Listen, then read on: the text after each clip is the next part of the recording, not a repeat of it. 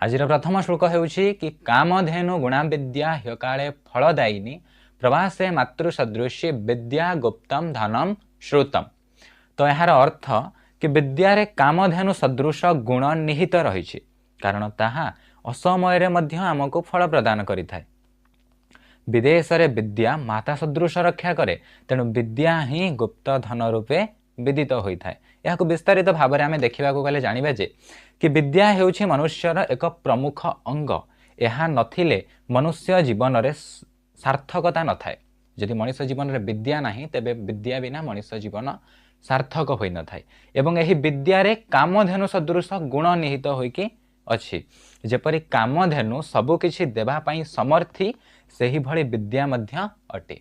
जेपरि कामधेनु का आमे जहाँ भी ता सामने कामना करिथांती तो सी आमको सबु किछि प्रदान करिथाय। से भली विद्या द्वारा मध्य सबु किछि आमे करि परिबा। विद्या द्वारा मध्य